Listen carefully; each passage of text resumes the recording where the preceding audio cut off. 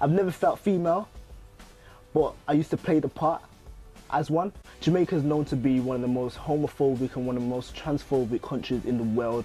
It's a big deal. It's not Stephanie anymore, it's Steffan.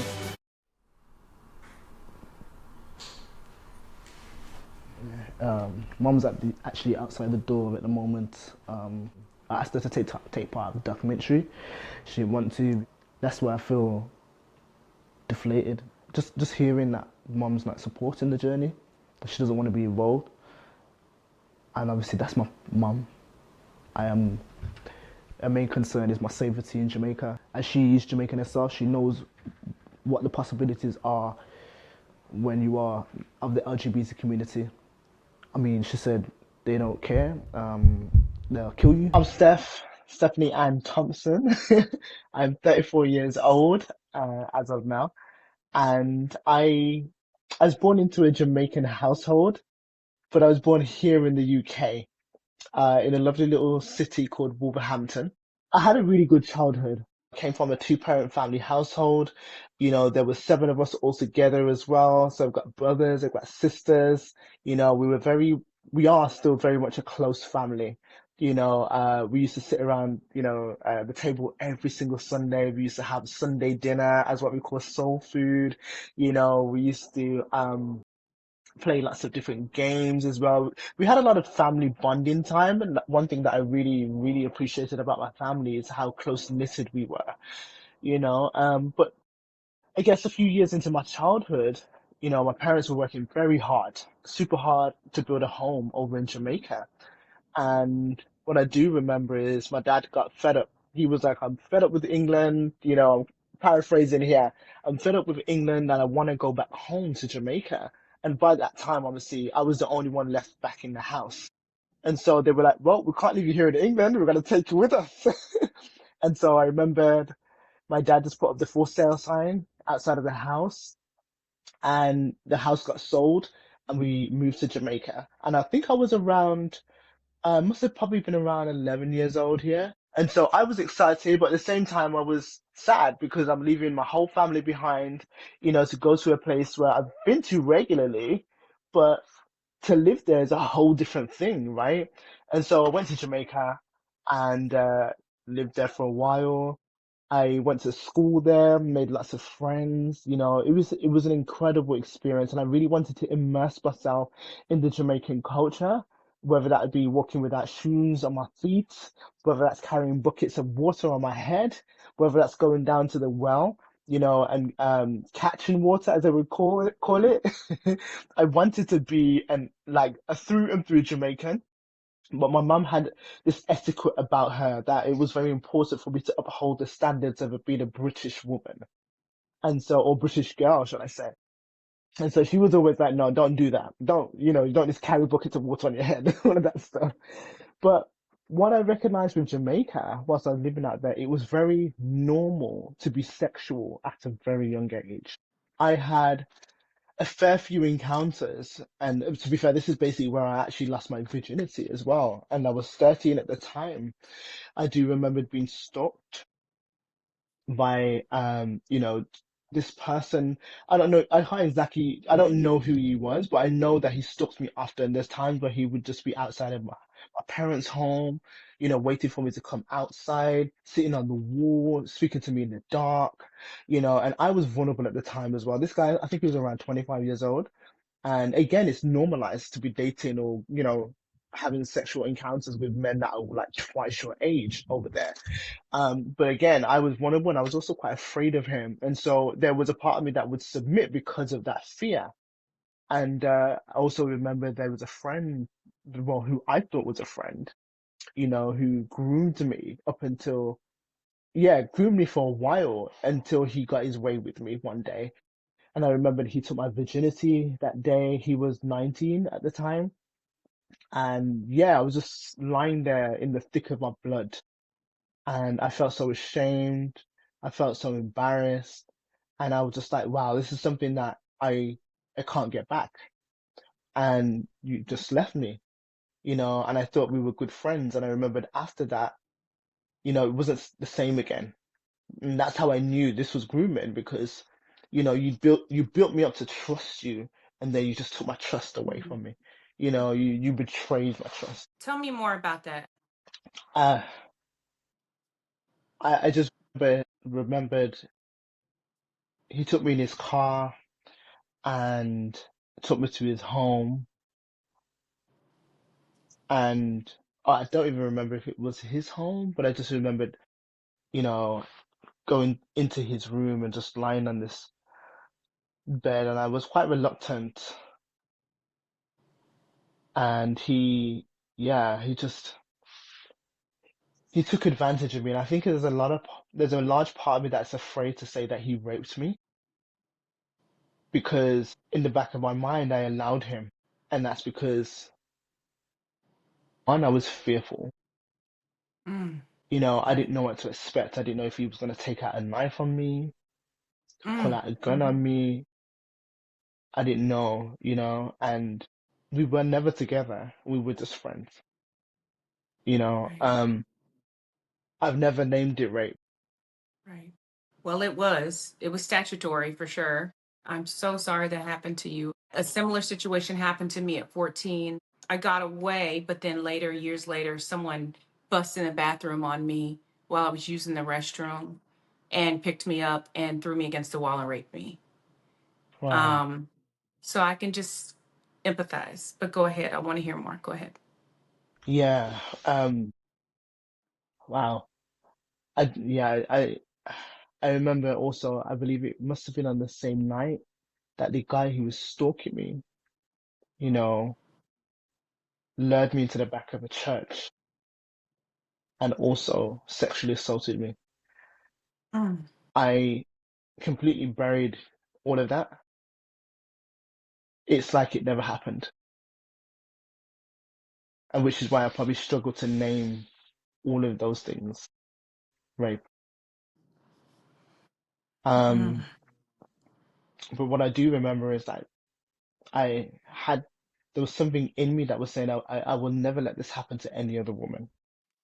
So instantly there was this protective measure around my heart. Um, and yeah, since that day in Jamaica, like my life changed, completely changed. And you know what? I was supposed to live there for the rest of my life, but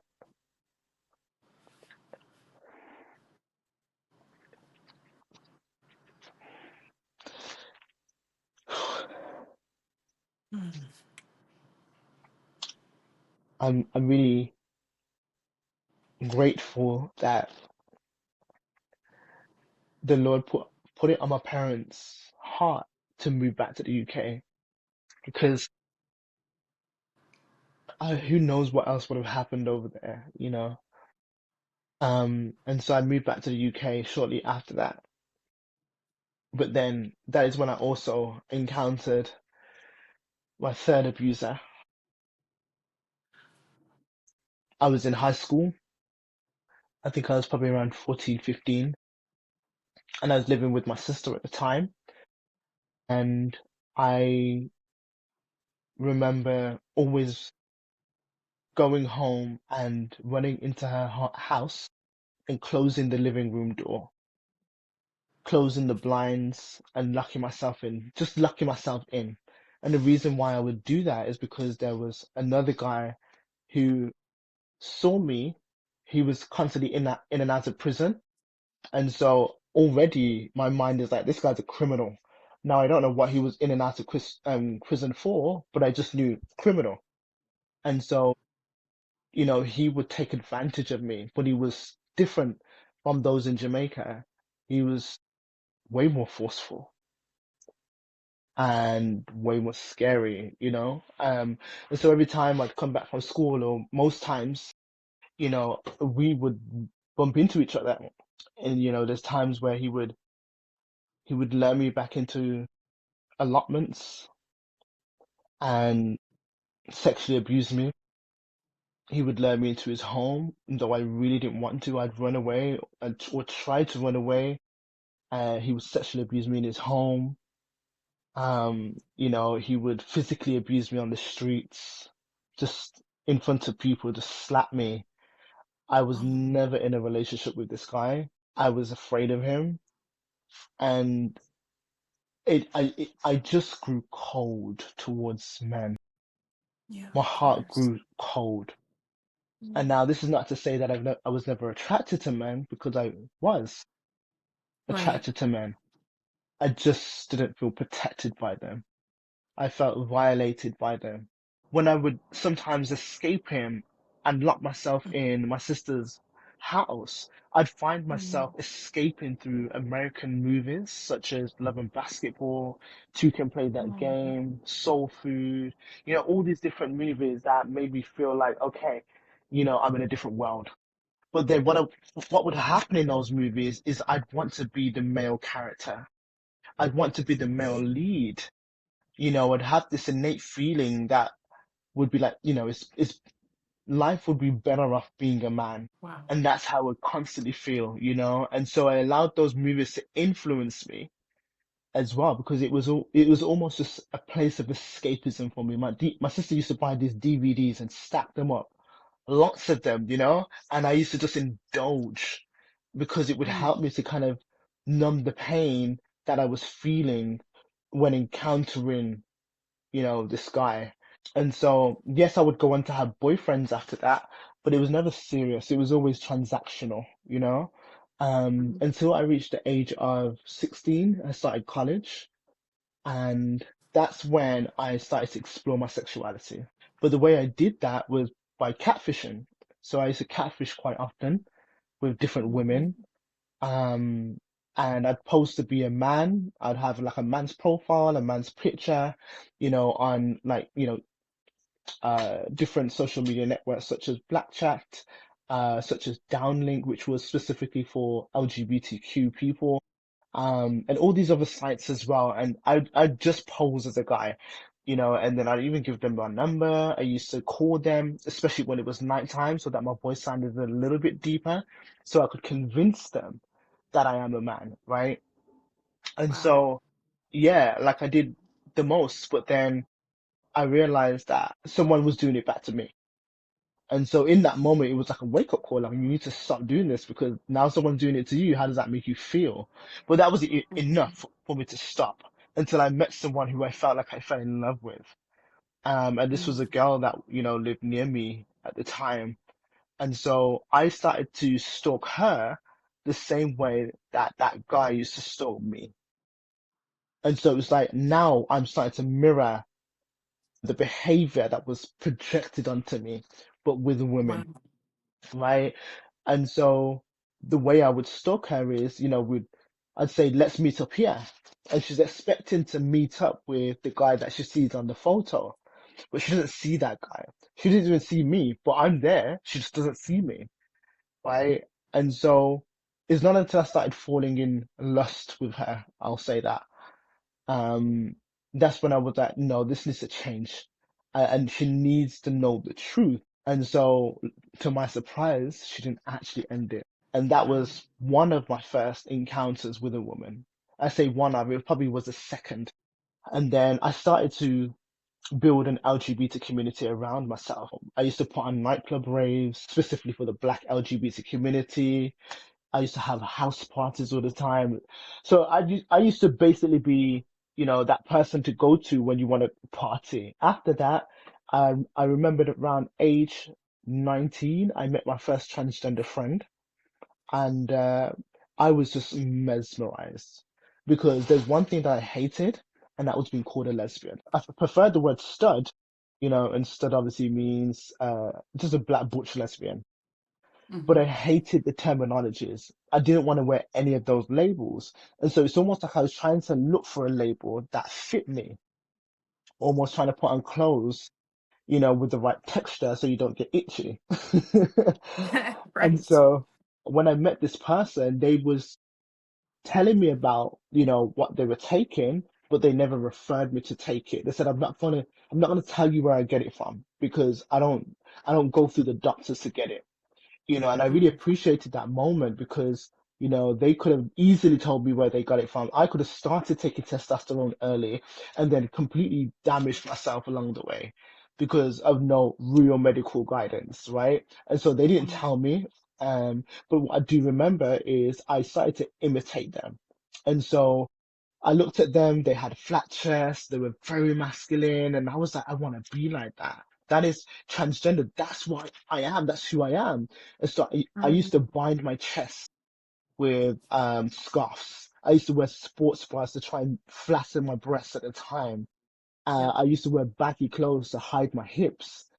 And I used to wear like bucket hats as well to cover the femininity in my face. So as you Mhm. can see, I was really trying to get rid of everything that was attached to the girl that was abused at childhood. I Yes. didn't want anything to do with her. I was like, nope, we're going to tuck you away. We're going to hide you away. You don't need to be there anymore. Right. And so let me put on this layer or this coat to cover you up, to protect you. And so obviously I'm sharing this, but I'm sharing it from a place of reflection. And I've done a lot of therapy and a lot of digging here, a lot of journaling, a lot of praying. I remember spending years upon years and years just researching about how to be trans, what it looks like to be transgender, how to transition, what, hormones I need to take, how long it actually takes for you to physically transition. I was really looking into it. I gave my whole heart to it. And amidst all of that, I didn't really say much to much people, but it was still there. And so I continued having multiple relationships with multiple different women. My body count was super high. For me, it was a game. It's almost like everything that I had watched back in the living room of my sister's home, all those DVDs, I started to play that game. And so I'll Mhm. give you an example. Two can play that game. Oh, I can have Uh-huh. two women at once, right? And Mhm. it'll be fine. And so I used to do that. For me, cheating on women was a game for me. I can't Oh. even tell you the amount of times I've cheated on one particular person. And when she'd find out, in the back of my mind and in my heart, I'm laughing because I'm like, this is a game for me. You just don't know. And obviously looking back on it, it's actually wild. I'd hate to be treated like that. And Yeah. so, yes, I would take advantage in that sense of women to know that I've got a woman at home playing house with her, but then I've got all these other women as well, because there was a part of me that was like, wow, all these women are attracted to me. And I had a charm about me as well, like a charm that would lure these women in. Mhm. And then for me, it was a thrill getting caught, like maybe having sex Wow. with another woman by my girlfriend at the time. It was a thrill. And so Wow. it was so, yeah, it was so tumultuous, the relationships that I was in, because you know everything that I was influenced by when I was a child. And so little did I know that obviously Satan was using me and mocking me at the Mhm. same time. Ain't that just like them? Oh, to use you and mock you at the same time. Yeah, Oh God. 100%. After having multiple relationships, getting into a lot of fights as well with other studs, I became homophobic. And I know this is strange to even say, especially with someone who's been in the LGBT community. Like, what's that? What do you mean homophobic? Well, you was gay yourself, though. And what I mean by homophobic is because there was that part of me that knew it was wrong, Mhm. but there was a part of me that was fearing the whole notion of being exactly that. Because when we think about a phobia is to fear something, right? Right. And when we attach homo into it, it's just homosexuality. So I'm Right. fearing being homosexual. Wow. And so because of that, there's often times where I'd have sexual encounters with different women, but then what would happen is I would never allow them to touch me. And if they did, I would get angry. Right. And little did I know is the reason why I was getting angry in those moments where they would try to touch me is because I was touched in a way that was inappropriate when I was younger. And now I don't want Wow. anyone to go near me, but I should be in Mhm. control. And so for me, Right. I'm the one who has the power. For me, I'm the one who's in control. For me, I'm going to play the man in this relationship. For me, I'm the one who you're going to bow down to no matter what. And if you try to get me to bow down to you, it's not happening. We ain't, yeah. And so that's the mindset or mind frame that I was in. And so I was always the domineering one. When we were on the phone, I told you about how someone had spoken a word curse over me in high school, saying that I was into Mm, women and I wasn't into girls. They were saying I was messing with someone on our high school basketball team, which was a lie from the pit of hell. I had never. And that word curse was never rebuked from me, right? And so I went on into being interested in women. And so in my years of dating women, I ran into women like you, where they were just like, no, mm, no, no, don't touch, don't. And now it's just making sense as you're talking about it, like, oh my gosh, that's why they were so, no, no. And they wore strap ons and they would like yeah, flatten their, the whole nine. They were, and like, you can't do nothing to them. They can only do to you. exactly. That was me. Wow. That was Wow. totally me. So fast forward, I started to say to myself, well, I need to be with straight women. And so my mindset started to think, okay, I can take a straight woman and turn her. I can Mm-hmm. change her and turn her out. And that is where I started to walk towards. I'm like, I don't want to be with a lesbian. I don't want to be associated with you, you know? And because of the homophobia and that, the self-hatred, I was like, I need to get rid of this community, you know, and do my best to try and go after straight women who have never been with a lesbian or never been with a stud, so that I can be the first and the only. After being able to have all these different women, you know, from black to mixed race, you know, to Spanish, the whole, not the whole nine, but you know, like I really went out there, you know, and it was like I said, a thrill. So when I hit age 25, I was in a long-term relationship, but I remember vowing to not cheat again because it turned my life upside down. You know, because I saw the pain that it was causing people. And I was like, I don't want to ever cheat again, you know. And so I was with this woman for a long time, and I made a decision. I was like, you know what, I need to transition. But I remembered before I even thought about that, I got baptized. And so the baptism wasn't what I wanted, it was what someone else wanted. And so I got baptized for somebody else in my family. Wow. And I didn't know what I was doing. I expected to come up out of the waters and a miracle should have happened. Like, oh my gosh, the same sex attraction is completely gone. But that wasn't the truth. I came back up out of the waters the same person, Yeah. right? And I remembered still being in a relationship with her at the time and questioning, searching the scriptures, like, is this right for me to be in this relationship? And trying to get the Bible to affirm me being in that relationship. Though I know what it said about, you know, being gay, and I wasn't trying to accept it. And so I was like, well, I'm not changing. There's nothing here it's not serving me in any way. So what's the point?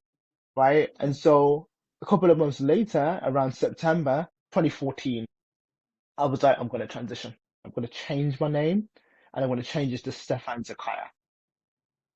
And so this was after months of being in depression, by the way. And so it didn't just happen overnight. And bearing in mind, all those years I spent researching on what it means to be transgender.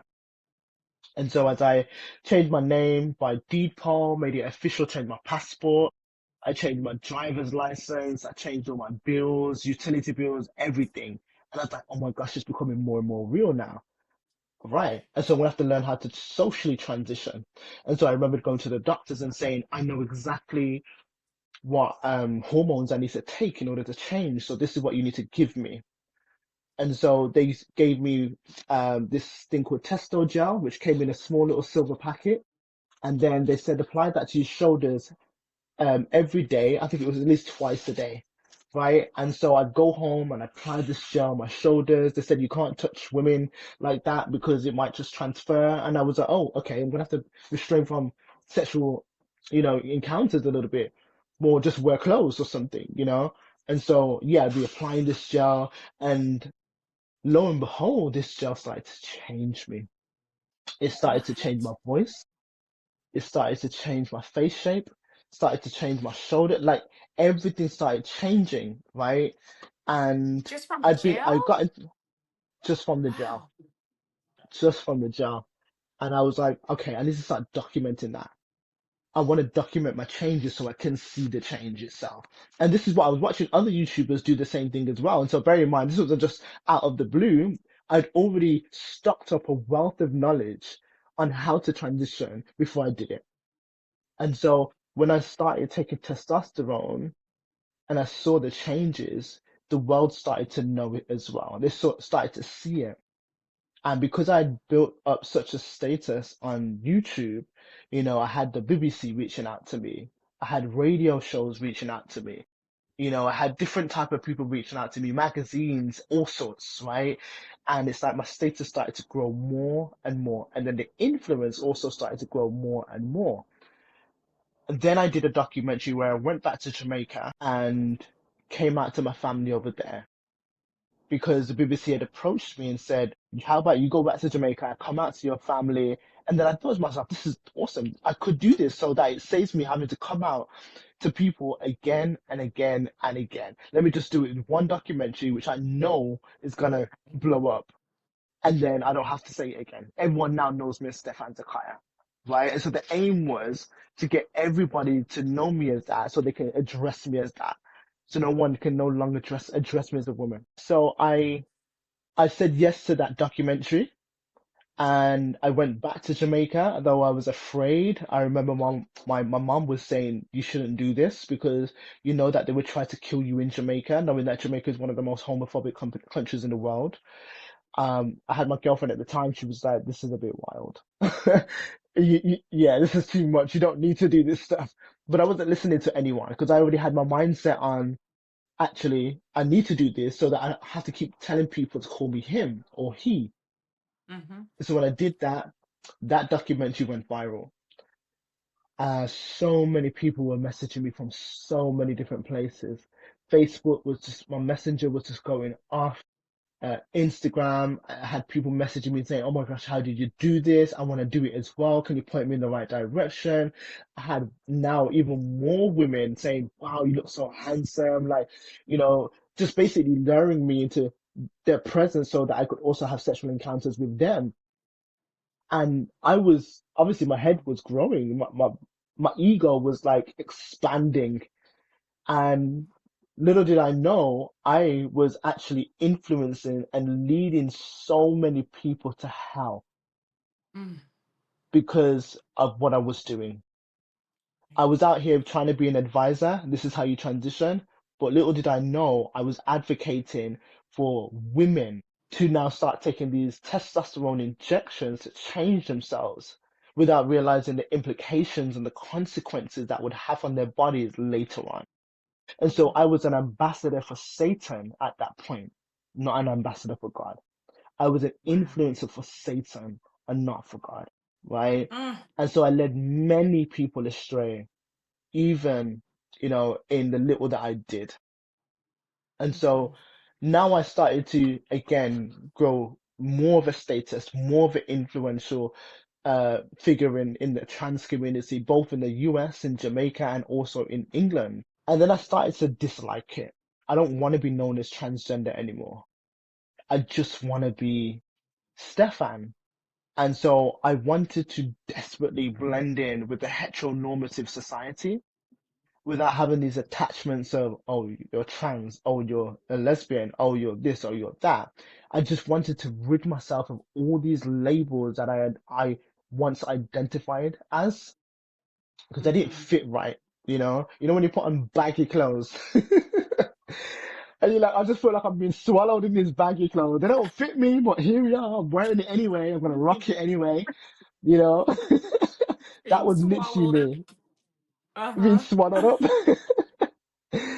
And so, yeah, I just remember that I spent years trying to shed that skin of Wow. one, who Stephanie was, and shed that skin of all the labels that were placed on me.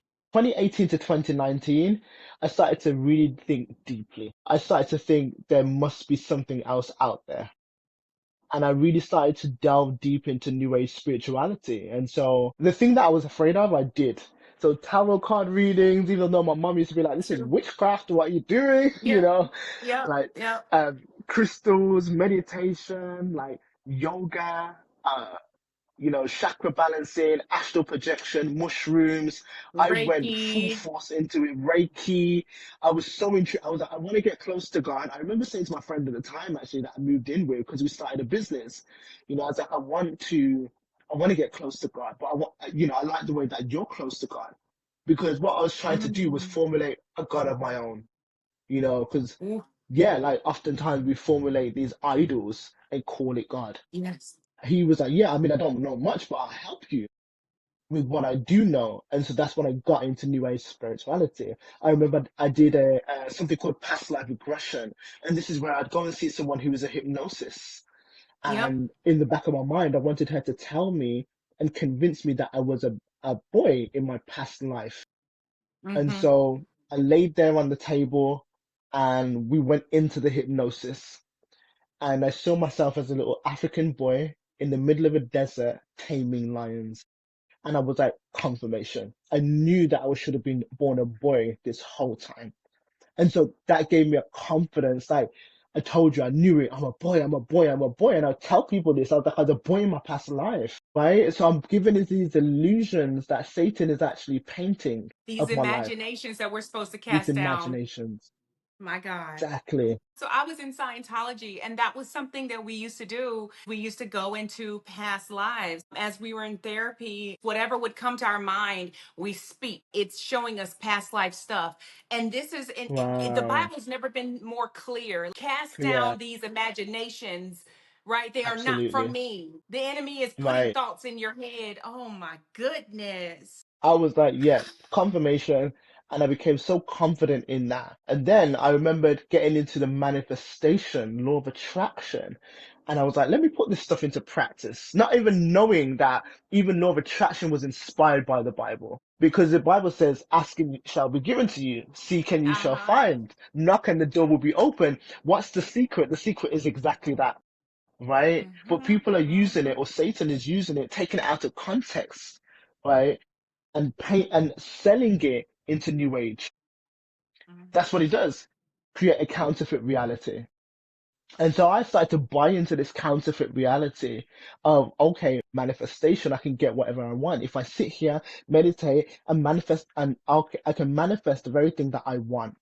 And so I did that a lot, and I manifested my girlfriend at the time. And so I was someone who I wanted like this black, queen who like dark skin, beautiful. And I remember stumbling across her like on a YouTube video before, and I was like, that's the woman that I want. I had no idea who she was, but I was like, that's the woman I want. I'm gonna manifest her right now. And so lo and behold, what happened? I manifested her. We wound up on like a photography set together, and it's like twin flame energy, right? We immediately sparked off.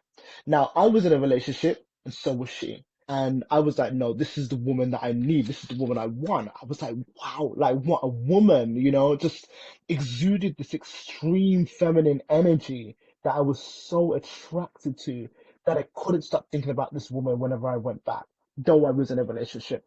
And it was the same thing for her, right? And so we didn't get together like that, but we cheated on the people who we were with. And because of that, we were like, well, we might as well continue this because we've already dug a hole, right? And I just remembered like we used to have constant like, sexual encounters that were just through the roof to the point where it was so toxic. And I say toxic, it was like we couldn't separate, we couldn't separate, but it was suffocating at the same time. And it was very impure, right? Well, nothing about it was pure anyway. And I was like, well, maybe this is the woman that I'm supposed to marry. Maybe it's the woman like that I'm gonna, have kids with, quote unquote, though obviously I can't have kids. And bearing in mind, I'd already had like top surgery at the time, so I removed my breast and I also removed my womb. And so there was that extra amount of confidence that I had in the bedroom, though I was still using certain things down there, like straps and things like that. And so she was also straight at the time. And so for me, this was a dream come true. I was like, she'd never been with a trans person, never been with a lesbian, perfect. No one knows her. Brilliant. And I remember just being in this situationship, and we were together for a while. And then, yeah, things just started to go left because I'd hit the peak of success in my business. Um, And then I started partying. We started like, we got a film production company together. We were popping bottles all the time, buying big bottles of like, yeah, just ridiculous anyway. And then that's when I was like, I remember I was homeless at the time. Though I had this big office, I didn't really have anywhere to lay my head per se. I was staying at my friend's house on a couch in a penthouse apartment, but it wasn't my place. But I claimed it like it was. I was like, I'm gonna get out of this place anyway. Like, my time is coming. But I remember it was in those moments where I met a Christian on the streets who Mm. evangelized me. And this person asked me if I believed in God. And I was like, yeah, of course I do. you know, yeah. And so we swapped numbers and he tried to contact me, but I wasn't interested. I was more interested in the lifestyle that I was living. And so I continued building that business. I gave my whole heart to it. And then this was in 2019. All of a sudden, that came crashing all the way down. I no longer could afford to pay for the studio to run it anymore. My Mm. girlfriend basically decided she didn't want to be with me at the time anymore because there was loads of things there. And then me and my best friend, we were, basically had a fight. Like everything around me was crumbling to the point where I started to question life. And I was like, what's the point of me even being here? And so I remembered I wanted to commit suicide in that moment. And so I walked myself and my aim was to go to the edge, to the reservoir and drown myself in the river. And that was the Wow. thought. But God saved me in that moment. I didn't jump in. I wasn't anywhere near, but I was on my way there. But he Wow. redirected my footsteps. So I remembered walking, it was around 2 a.m. at night. I was walking towards the river and there was so much going through my mind at the time. I was like, just these thoughts of you'll never be a real man. There's no point, you're not a man. Like it will never happen for you. Like there was so much voices in my head that was just like, yeah, just end it, you know? Mm. And I remembered walking towards the river and then something said, take a right and go to your friend's house because my friend lived nearby. But I didn't remember what like number door she lived at. I remembered the block and it's like a block of apartments, but then it's like there's a massive security door that when it shuts, you can't get in unless you ring the number of the buzzer to get in, you can't open it. But for some reason, at 2 a.m. in the morning or around that time, it was open. Wow. And so I was like, okay. So I went in and I couldn't remember where she lived, like what floor or what number, but I ended up at the right floor and at the right door. And when I went inside, she was awake. She was like, "What are you doing here? You don't look, are you okay?" And I was like, "I don't know." And I remembered falling asleep on her son's bed and then waking up to see two police officers staring at me. And at that point, I didn't realize that I was actually losing my mind. And so Wow. I got taken to hospital. I had a phone call with my sister at the time, and she was honestly so hurt that I was trying to take my life, that she said, "You need to Mm. come home and you're gonna stay with me until you get better." And I Oh. remember that I lost everything at that point. God had basically stripped everything away from me because He sent that Mm. Christian into my life. He was like, "I'm Yeah. going to take everything away from you so that you can Yeah. seek me with all of your heart." Because all those things that were around me were distractions from seeing God. It was Yes. all of my idols that God just smashed one by one by one after I'd met that Christian. And when he asked you, do you know God? And you said yes, it was almost like God said, oh, really? Oh, really? You know me? So true. You are so That's awesome, very Dad. true. Thank you. And that's when I started questioning life and the meaning of life and the purpose of life. I was like, Mm. okay, I know there's got to be more than just this out there. Like, where did I come from? 30 years ago, I was not here. So where am I Mm. from? Like, what is the purpose of all of this? Because for so long, I'm waving the LGBT flag, but I'm advocating for something that's constantly fighting against me. Mhm. And so I'm like, what's the point? What's the point of life then? What's the point of living? And I would just remember going to work one day because I started working as a personal trainer. and I met this guy who basically told me his testimony on the gym floor. And he just started crying to me like about his testimony. But I was like, why are you crying? Like, it's not making any sense because I was so deep into New Age. I didn't know that Right. there was such thing as Christian testimonies. Like, it didn't Oh. occur to me, right? And so, yeah, he told me, oh, you should read the book of Romans. And I was like, oh, okay, I don't know what that book is, but hey. And then I just remembered downloading the Bible app and then just opening the Bible app to the book of Matthew. Now, I'd never read the Bible like that before. I'd known about Genesis and Revelation, nothing else in between. Mm-hmm. And so when I read Matthew, it was the parable of the seeds, Mm-hmm. where the That's my different favorite one, seeds, 13. Yeah. yeah, the seeds are different, sorry, planted in different soils. And I just Mm-hmm. felt like that the words started to jump off the page and speak to my soul because it spoke about the heart that was basically like concrete or the soil that was like concrete. It spoke about, the soil that had weeds and thorns that choked out the word.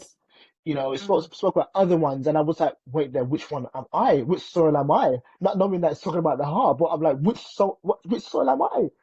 And then it Yes. occurred to me, I was like, you know what?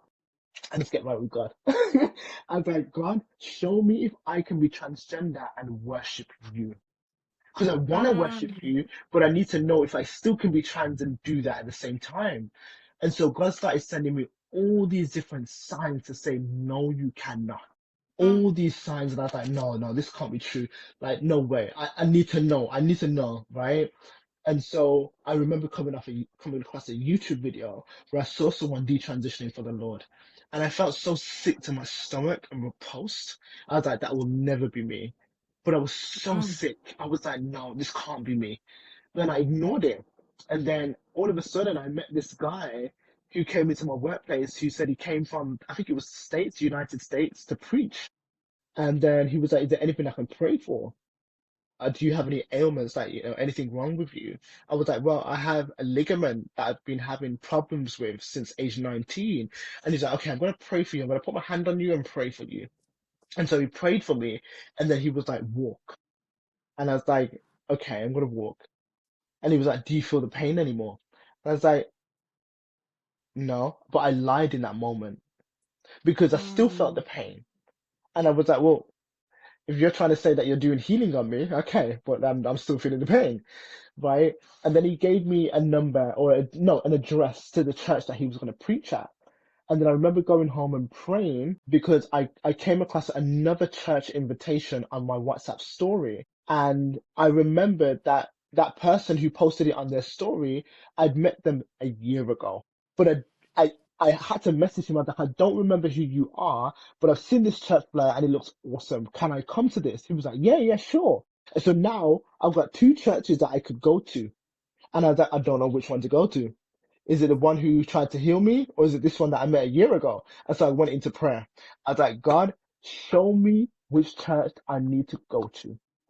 And when I woke up the next morning, I could not find the address to the guy who tried to heal me. Mm. And I was like, wow. But the address from the other guy who I met 1 year ago, prior to that, that's the one that was there. I went straight to that church. I started studying the Bible with them. I started being around them and seeing how devoted they were to Christ and how they changed their lives as well, using the scriptures, how the scriptures had really transformed them. And I was like, wow, but no one knew that I was transgender. Everyone They just all thought I thought was you a were a guy, boy? right? And so I'm studying with the men. At the time, I didn't realize that I met the evangelist, the pastor of the church that year ago. And he's the one that sat down with me and studied the Bible with me. And I remember arguing with him back and forth saying, I didn't ask to be here. I don't know what my purpose is, like blah, blah, blah. And then all he would do was use the scriptures to answer back at me. And when he was using the scriptures, I literally felt I was having an argument with God. But then it's like when God piped back, I went silent because I was like, I can't argue with you because these are not your words, but I feel like these words are speaking to my soul. I can't argue with you because you're just like, and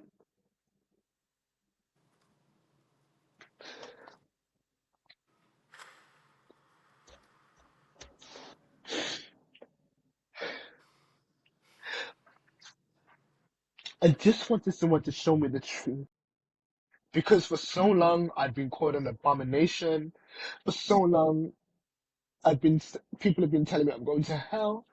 For so long, people have been saying all these things, and I've not wanted to know this God. I've not wanted to know him because of that. But I was met with so much love and so much compassion. And when when he was reading the scriptures to me, I was like, God, I know that this is you. I can't say anything bad. Like, you created me, but I didn't ask to be here, you know. I went through all of that in my life, and I didn't ask to be here, not realizing that transgenderism was just a cult. It was just a covering because I was scared. And I just remembered that God was just saying that I was made in his image, that I was a masterpiece. I didn't ever believe that about myself because for me, this masterpiece got destroyed. It got taken advantage of. It got violated. You know, it fell into sin. I was in a deep and dark place, you know. I went to the depths of my sin. Not only taking advantage of women, but also taking advantage of men. I went far. Some of the things are unspeakable that I've done, but yet he still saw me. Mm. Yet he still gave me a chance. Mm. And there's a scripture that says, who has been forgiven of much will love much. I'm that woman. He spoke about Mary Magdalene. Yeah. Mary Magdalene was forgiven of much, and she loved much. She was the first one at the tomb. She was the first one at the resurrection. She loved him for what he had done, and that's me. No. Oh, I wake up every day thanking God because he saved me from so much. When I revealed it that I'm transgender, it was the day of my baptism that I did it. And they had to stop the baptism. They were like, nope, we can't go forward with this because God was saying to me, you cannot get baptized like this. I don't know you. You are not who I created, you know? And I right. can't hide this any longer. I need to tell you the truth. So I studied the Bible and I revealed it. I was like, I'm trans, you know? And the pastor was like, the evangelist was like, well, I don't even know what to say. He was so speechless.